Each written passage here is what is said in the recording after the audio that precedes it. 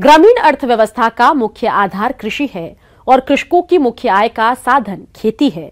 हरित क्रांति के समय से ही खेती में अधिक मात्रा में रासायनिक उर्वरकों और कीटनाशकों का उपयोग किया गया, जिनका सेवन करने से मिट्टी और मानव सेहत पर बुरा प्रभाव पड़ रहा है और लोग घातक बीमारियों की चपेट में आ रहे हैं। इन सभी समस्याओं को देखते हुए किसानों का रुझान जैविक खेती की तरफ बढ़ रहा है। इस बारे में तकनीकी जानकारी दे रहे हैं कोटपुतली के सहायक कृषि अधिकारी भागीरथ मल यादव। 95% भारतीय आबादी के कैंसर केवल दवाइयों की सब्जियों में जहर ही दे रहे हैं। तो हमारा जोर ये है कि एक किसान जैविक अपनाएगा तो देखा देखी करता है किसान, और उसका मार्केट में उसको मूल्य भी उचित मिल जाता है और वो ज़्यादा दिन तक, जैसे महाराष्ट्र जाने में इसको सब्जी को 5 दिन लगे तो ख़राब नहीं होगी, और जैसे दवा वाली है वो 3 दिन में ख़राब होकर रास्ते में उसको डाल के आनी पड़ेगी गाड़ी वाले को। तो ये फ़ायदा है। हम सब्जियां खा रहे हैं, जहरी जहर खा रहे हैं, तो आदमी में अटैक नहीं आएगा, कैंसर नहीं होगा। जैविक खेती देशी खेती का आधुनिक तरीका है, जहां प्रकृति एवं पर्यावरण को संतुलित रखते हुए खेती की जाती है। इसमें रासायनिक खाद, कीटनाशकों का उपयोग नहीं कर खेत में गोबर की खाद, कंपोस्ट, जीवाणु खाद, फसल अवशेष, फसल चक्र और प्रकृति में उपलब्ध खनिजों के द्वारा पौधों को पोषक तत्व दिए जाते हैं। फसल को प्रकृति में उपलब्ध मित्र कीटों, जीवाणुओं और जैविक कीटनाशकों द्वारा हानिकारक कीटों और बीमारियों से बचाया जाता है। इसके लिए किसान अपने स्तर पर उपलब्ध संसाधनों से जैविक खेती कर सकते हैं और फसल की गुणवत्ता युक्त अच्छी पैदावार ले सकेंगे। जड़गांठ रोग आता है, उसके लिए 2 किलो तंबाकू ले ले, कैसी भी सूखी तंबाकू, उसमें 2 किलो गुड़ डाल ले और उसको गौमूत्र के अंदर सड़ा दे और बाकी पानी डाल दे, गाय की छाछ डाल दे, लेकिन गौमूत्र जरूरी है। गौमूत्र तो जितना ज़्यादा ले सके डाल सकता है वो, और उसको है जो ड्रिप के द्वारा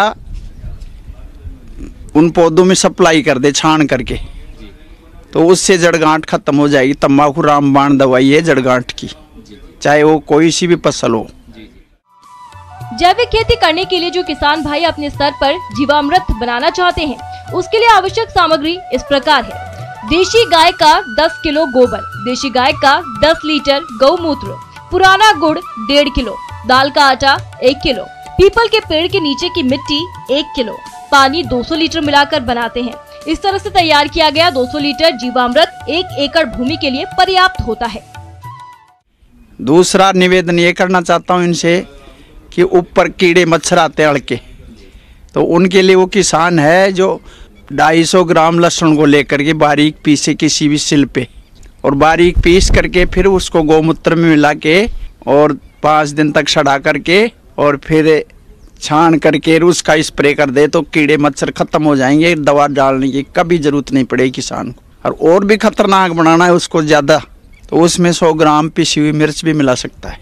तो ये पूर्ण जैविक हो जाएगा, पैसा भी बचेगा और हमारे बीमारियों से भी बचाव हो जाएगा, और उसको मार्केट मूल्य अधिक मिलेगा और संपन्न किसान हो जाएगा, और उसकी मार्केट में वैल्यूएशन ज़्यादा मिलेगी, उसको चमक दमक भी रहेगी, उस फल के नहीं खराब होगा कभी भी।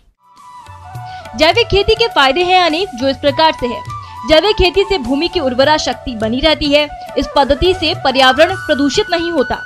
इसमें कम पानी की आवश्यकता होती है। फसल अवशेषों को नष्ट करने की आवश्यकता नहीं होती है। उत्तम गुणवत्ता की पैदावार मिलती है, तो वही जैविक उत्पाद अधिक मूल्य पर बिकते हैं। जैविक तरीके से खेती करने पर कम लागत आती है और मुनाफा ज्यादा होता है। तो मेरा तो पूर्ण जोर ये है कि जैविक खेती ही करे हर आदमी, अपने परिवार के लिए तो करे। कम से कम वो जस के 1 हेक्टर जमीन है तो आधे हेक्टर में जैविक सरसों गेहूँ कर ले, जो अपना परिवार तो पाले। तो ये पॉइजन से बचेंगे। दुनिया में जो फैल रहा है रोग हमारा कैंसर, 95% आबादी के पंजाब में से जो गंगानगर ट्रेन आती है उसका कैंसर ट्रेन नाम निकाल दिया। तो अब पंजाब वाले किसान भी हमारे राजस्थान से 2 साल से गेहूँ खरीद के ले जा रहे हैं, वहाँ का खुद का गेहूँ नहीं खा रहे हूँ। तो मैं तो ये कहता हूँ जैविक अपनाओ, ड्रिप लगाओ, पानी बचाओ और उपज बढ़ाओ और किसान को आगे बढ़ाओ। प्रदेश में अब गाजर की खुदाई चल रही है और अक्सर देखने में आता है कि किसान गाजर की खुदाई के समय जल्दबाजी कर देते हैं, जिससे जड़ें कट जाती है और खुदाई के बाद सीधे बाजार में भेज देते हैं। ऐसे में किसानों को गाजर का बहुत कम मूल्य ही मिल पाता है, तो किसान कैसे लें गाजर से अधिक बाजार मूल्य? इस बारे में उचित सुझाव दे रहे हैं कृषि विज्ञान केंद्र गुंता अलवर के कार्यक्रम समन्वयक डॉक्टर एस.के. शर्मा। सभी किसान भाइयों को राम राम। और जैसा कि आप सब लोग जानते हैं कि इस समय गाजर उखाड़ने का समय हमारा आ चुका है। गाजर इस समय हमारे किसानों के खेतों में तैयार हो चुकी है। तो देखिए, सबसे पहली बात तो ये कि सभी किसान भाइयों को गाजर उखाड़ते समय कुछ सावधानियां, कुछ विशेष क्रियाएं जो हैं उनको करना चाहिए, ताकि ज़्यादा से ज़्यादा उनको फायदा हो सके, मुनाफा हो सके। गाजर का उपयोग सब्जी, सलाद, अचार, मुरब्बा, जूस और हलवा बनाने में किया जाता है। गाजर का हलवा लोगों द्वारा काफी ज्यादा पसंद किया जाने वाला व्यंजन बन चुका है। गाजर लाल रंग के अलावा पीले और हल्के काले रंग में भी पाई जाती है। गाजर के अंदर कई तरह के विटामिन पाए जाते हैं, जिनमें vitamin A, B, C, D, E, G और के शामिल है, लेकिन विटामिन ए इसमें सबसे ज्यादा पाया जाता है। गाजर का उपयोग दवाइयों में भी किया जाता है। गाजर के अंदर बीटा कैरोटीन नामक तत्व पाया जाता है, जो कि कैंसर रोग के नियंत्रण के काम आता है। गाजर के इस्तेमाल से आंखों की रोशनी और पाचन संबंधित रोगों से छुटकारा मिलता है।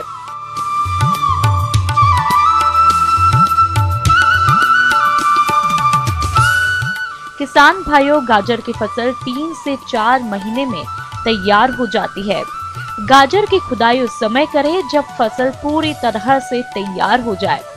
गाजर की खुदाई करने से पहले खेत में पानी देकर नमी बना दें, जिससे गाजर को आसानी से जमीन से निकाला जा सके। गाजर की खुदाई समय पर करनी चाहिए और खुदाई के समय इस बात का ध्यान रखें कि जड़ें कटे नहीं। इसके लिए सावधानी पूर्वक खुदाई करें।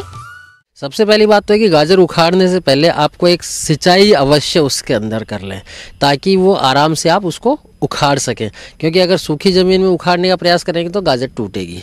उखाड़ने के बाद में उनको अच्छे तरीके से धुलाई के लिए, चाहे आप ड्रम के हिसाब से या कोई इक्विपमेंट अगर आपके पास में है कि जिससे उनकी धुलाई करके आप उनको ग्रेडिंग कर सकते हैं, तो उनको अच्छे तरीके से आप धुलाई करके और साफ़ करके रख लीजिए। धुलाई करने के बाद में गाजर की आपको ग्रेडिंग करनी अत्यधिक आवश्यक होती है। देखिए, ग्रेडिंग से 2 फायदे होते हैं। एक तो यह है कि अगर ग्रेडिंग हमने नहीं की है और मोटी, छोटी, कटी फटी सारी गाजर अगर एक साथ एक ही उसमें डाल करके अगर आप बेचने जाएंगे तो आपको एक एवरेज पैसा मिलेगा। और ये है कि अगर मान लीजिए मार्केट की अच्छी गाजर की क्वालिटी की 25 रुपये की रेट चल रही है और आप मिक्स करके लेंगे तो हो सकता है आपको 15 रुपये मिले। जबकि उसी के अंदर से अगर आपने ग्रेडिंग कर ली और अच्छी साइज़ की, बड़ी साइज़ की, लंबी और जो ठीक ठाक साइज़ की अगर गाजरें हैं उनका अलग ग्रेड कर दिया, वो 25 रुपये के हिसाब से बिक गई।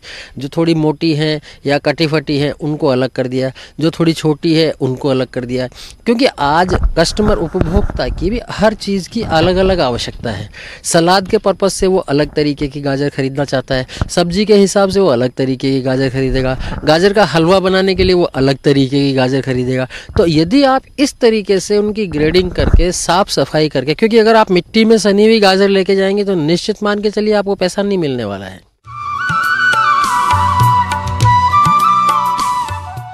गाजर को खुदाई के बाद साफ पानी से धुलाई करें।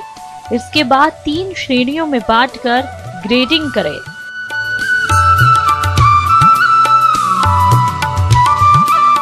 ग्रेडिंग के समय कटे फटे, टूटे, विकृत गाजर को निकाल देना चाहिए। तीनों श्रेणियों में ग्रेडिंग करने के बाद उसे अलग अलग कैरेट, बोरों में पैकिंग करके बाजार में बेचने के लिए भेजना चाहिए।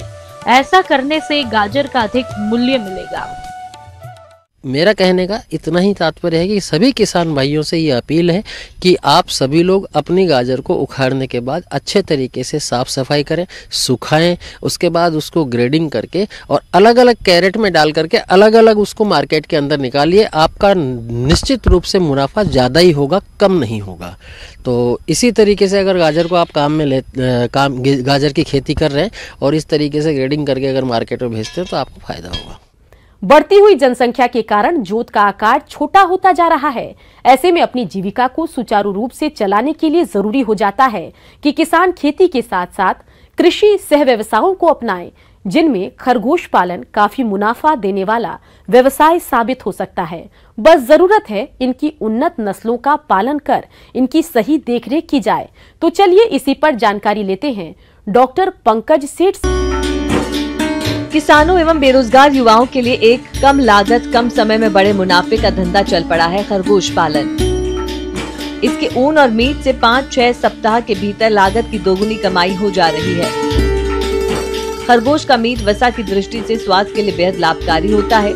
खरगोश से प्राप्त ऊन भी काफी महंगा बिकता है। खरगोश को खास तौर से मीट और उसके ऊन के लिए पाला जाता है। खरगोश पालन के लिए मुख्य रूप से उसका नस्ल का चुनाव करने में ध्यान देना चाहिए। जैसा कि ऊन उत्पादन के लिए खरगोश का नस्ल है अंगोरा, जो सफ़ेद रंग का होता है और इसका जो रोआ होता है, ऊन होता है, ये रेशम की जैसा होता है।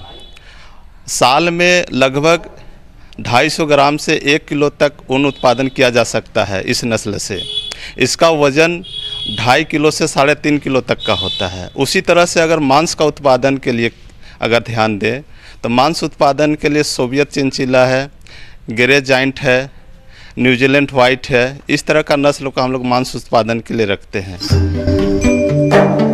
खरगोश की नस्ल की बात करें तो उनमें प्रमुख नस्लें हैं ब्रिटिश अंगोरा, जर्मन अंगोरा, संकर angora, Russian angora, New Zealand white, grey joint, black joint आदि प्रमुख हैं। इसके साथ ही अगर हम लोग देखें कि जो मनोरंजन के लिए जो रखते हैं खरगोश को, उसमें हावना है, इंग्लिश स्पॉटेड है, न्यूजीलैंड वाइट है, इसको हम लोग मनोरंजन के लिए रखते हैं। मांस उत्पादन में इसका जो वज़न होता है 3.5 किलो का वज़न में 2 किलो तक का हम लोग इसमें मांस उत्पादन कर सकते हैं। साथ ही इसका जो चमड़ा है, रोएदार चमड़ा होता है, उसमें बच्चों के लिए, महिलाओं के लिए टोपी और जैकेट इसमें आदि बनाया जाता है, जो कि बहुत ही कीमती होता है। एक मादा 30 दिन में 12 बच्चे तक दे देती है। ये क्रम 5 वर्ष तक चलता रहता है। खरगोश का पालन घर के पिछवाड़े, छत या फिर फार्म में आराम से किया जा सकता है। खरगोश को जालीनुमा फ्रेम बॉडी में रख सकते हैं और इसके पालन के लिए ऐसी जगह का चुनाव करें जहां हवा का आवागमन हो। गर्मियों में अधिक से अधिक 38 डिग्री तक तापमान जाता हो, क्योंकि ये अधिक गर्मी सहन नहीं कर सकते, इसलिए इस बात का खास ध्यान रखें। खरगोश पालन में निवास स्थान बहुत ही अत्यंत महत्वपूर्ण स्थान रखता है। इसमें खास करके खरगोशों को पिंजड़ा में रखते हैं। पिंजड़ा का आकार 18 इंच गुना 24 इंच गुना 12 इंच का होना चाहिए। इसको ज़मीन से 2 से 2.5 फीट के ऊपर रखना चाहिए, तख्ते पर रखना चाहिए, या तो फिर छायादार जो पेड़ है उस पेड़ पे भी हम लोग इसको 2 से 2.5 फीट के ऊपर में हम लोग टांग के रख सकते हैं। खरगोश को जमीन से 1 या 2 फीट की ऊंचाई पर रखना चाहिए, जिससे उनका मलमूत्र आसानी से नीचे गिर जाए और साफ सफाई करने में आसानी हो। इनको रोजाना स्वच्छ पानी पीने को दें। पिंजरों की साफ सफाई का ध्यान रखें। खरगोश को बिल्ली तथा कुत्तों से बचाने के लिए विशेष इंतजाम करें। प्रजनन हेतु मादा का चुनाव अच्छा करना चाहिए और नर का भी चुनाव अच्छा करना चाहिए। प्रजनन के लिए एक ताकतवर, स्वस्थ और अच्छे नस्ल का चुनाव करना चाहिए। प्रजनन में देखिए 5 मादा में 1 नर का आवश्यक होता है। सामान्यतः 30 से 32 दिन का गर्भावस्था होता है खरगोशों में, और 2 से 1 सप्ताह पहले, बच्चा देने के 1 सप्ताह पहले मादा का जो पिंजड़ा में बच्चा का बॉक्स रख देना चाहिए, जिसमें कि जब बच्चा पैदा हो जाए तो वो आसानी से उसमें रखा जा सकता है। जो बच्चा पैदा होने के बाद 7 से 8 दिन के बाद वो खाने योग्य हो जाती है और 2 सप्ताह के अंदर में ही माँ से अलग हो जाती है और अपना खाना शुरू कर सकता है। खरगोश एक तरह से शाकाहारी जानवर है, जंतु है, तो इसको हरी घास जो बाज़ार के बच जाते हैं सब्जी बाज़ार में, पत्ता गोभी है, साग है, इस सब को भी हम लोग उपयोग में ला सकते हैं। किचन का जूठा है, उसको भी हम लोग इसका खाने में ला सकते हैं। लेकिन अच्छे तरीके से खरगोश पालन के लिए दाना मिश्रण का ज़रूरत पड़ेगा, जिसमें मकई 30 भाग होना चाहिए, आपका चोकर 50 से 55 भाग होना चाहिए, खल्ली 10 से 15 भाग होना चाहिए। इसमें मछली चूर्ण का भी अंश देना चाहिए। मछली चूर्ण कम से कम 5 से 3% तक देना चाहिए। इसके साथ खनिज लवण देना जरूरी होता है। खनिज लवण भी हम लोग 2% तक, हम लोग 2% तक दे सकते हैं। साथ ही इसमें नमक भी 1% मिलाना चाहिए, जिससे कि दाना मिश्रण अच्छा बन सके और संतुलित आहार खरगोश को मिल सके। चूँकि इसका बहुत तरह से उपयोग होता है, ऊन के रूप में उपयोग हो सकता है, शोध में प्रयोग होता है, मांस के लिए प्रयोग होता है, रोआ के लिए प्रयोग होता है। तो खरगोश पालन करके भी शिक्षित जो बेरोजगार युवक है स्वरोजगार अपना सकते हैं और इसका पालन करके साल में 3 से 4 लाख रुपया आसानी से कमा सकते हैं। चूँकि ये जो मादा है साल में 4 से 5 बार बच्चा पैदा करती है, इसका गर्भ अवस्था बहुत ही कम होता है, तो इसका प्रोडक्शन उत्पादन ज़्यादा ले सकते हैं और ये आसानी से घर बैठे किसी तरह का बहुत ज़्यादा मेहनत ना करते हुए कम लागत में कम समय में अच्छा आमदनी प्राप्त कर सकते हैं। तो इसका मार्केटिंग बहुत ही आसान है और चूँकि ये शौक के तौर पर भी बहुत अच्छा होता है, मन खुश होता है, तो उसके हिसाब से भी इसको खरगोश पालन को हम लोग कर सकते हैं।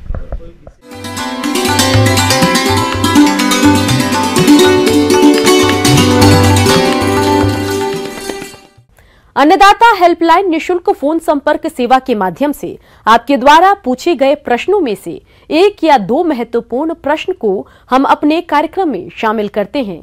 इसी के तहत आज का चयनित प्रश्न और उसका जवाब इस प्रकार है। निःशुल्क अन्नदाता हेल्पलाइन में आज हमने जिस प्रश्न को शामिल किया है उसे पूछा है गांव बोनली, जिला सवाई माधोपुर के सुनील कुमार ने। आपने सीडनेट में खेती के लाभ के बारे में जानकारी चाहिए है, तो इसके लिए देखिए कार्यक्रम का यह अंश। जहाँ पर हम लोग इसमें वर्तमान में खड़े हैं इसको बोलते हैं सीडनेट, और सीडनेट में हम विपरीत परिस्थितियों में, जब प्रतिकूल परिस्थितियाँ होती हैं या तापमान बहुत कम होता है, ऐसे परिस्थितियों में हम लोग जो है सब्जियों की नर्सरी या फलों की नर्सरी तैयार करने का एक बहुत अच्छा स्थान है। नर्सरी अगर हम सीडनेट में तैयार करें तो निश्चित रूप से सीडनेट में जो है तापक्रम एक तो बाहर की अपेक्षा ज़्यादा रहता है। दूसरी चीज़, जो कीट मकोड़े व्याधियां हैं जो बाहर अगर ओपन में लगाते हैं तो उससे काफ़ी उसमें रोग व्याधियों के फैलने की संभावना रहती है। लेकिन अगर हम सीडनेट के अंदर जो है सब्जी की नर्सरी लगाते हैं तो निश्चित रूप से कीट व्याधियों से हम उसका बचाव कर सकते हैं। सीडनेट हाउस एक ऐसी संरचना जो कि प्लास्टिक के ऐसे ढांचे होते हैं जो कि परंपरागत बेमौसमी सब्जियों एवं फलों की खेती करने में उपयोग में लाए जाते हैं, एवं ये ढांचे बाहरी वातावरण के प्रतिकूल होने के बावजूद भीतर उगाए गए पौधों का संरक्षण करते हैं और बेमौसमी नर्सरी और फसलों के उत्पादन में फायदेमंद होते हैं। सीडनेट हाउस खुली जगहों से आवश्यक धूप, नमी एवं वायु के प्रवेश के द्वार होते हैं। ये पौधे के विकास के लिए सहायक उचित सूक्ष्म वातावरण बनाता है। इसे शेड नेट घर या नेट घर भी कहा जाता है। स्टील पाइप के सहारे शेड नेट को बनाया जाता है। इसे हवादार नेट से ढका जाता है। ये ग्रीन हाउस के सिद्धांत पर काम करता है। नेट हाउस के अंदर तापमान अनुकूलित रहता है, जिससे गर्मी में भी सब्जियों एवं फलों के पौधों की नर्सरी तैयार करके खेती की जा सकती है। इससे किसान 1 महीने पहले ही पौधे तैयार कर लेते हैं और बारिश शुरू होते ही सब्जियां बाजार में आ जाती हैं। इसी तरह से राउंड द ईयर पूरे साल हम लोग जो है फलदार वृक्षों के जो है कलमी पौधे भी तैयार कर सकते हैं, क्योंकि नर्सरी सीडनेट के अंदर जो है तापक्रम जो है एक जो कैलस बनने की ग्राफ्टिंग के समय जो कैलस बनता है उसके लिए तापक्रम इसको मिल जाता है, जिससे कि जुड़ाव अच्छा हो जाता है। सब्जियों की नर्सरी की अगर देखें तो हम जो हाई वैल्यू क्रॉप हैं, चाहे शिमला मिर्च की है, चाहे ब्रोकली की है, इस तरह की सब्जियों की नर्सरी जो है हम सीडनेट के अंदर करते हैं, जिसका कि मार्केट में एक अच्छा उचित हमें रेट मिल सकता है। अगर आप देखेंगे दिल्ली में जहां ब्रोकली कम 300-350 रुपये केजी मिलती है, अगर हम लोग सीडनेट में उसके पौध तैयार करके अगर किसानों को देते हैं तो निश्चित रूप से किसान उसका अधिक से अधिक जो है लाभ ले सकता है। इसी तरह से शिमला मिर्च है, या ऑफ सीजन में खीरा जो है खीरे को तैयार कर सकते हैं, या हम लोग टमाटर के भी फसल ले सकते हैं जो इनडिटर्मिनेट टाइप की होती हैं, जिनकी लताएं बढ़ती रहती हैं, जिसमें फल नीचे लगता रहता है। ऐसे फसलों को जो है ऑफ सीजन में हम सीडनेट के अंदर ले सकते हैं, जिससे कि किसान की आमदनी जो है राउंड द ईयर पूरे साल। आइए अब एक नजर डालते हैं राज्य की कुछ चुनी हुई मंडियों की प्रमुख फसलों के बाजार भाव पर।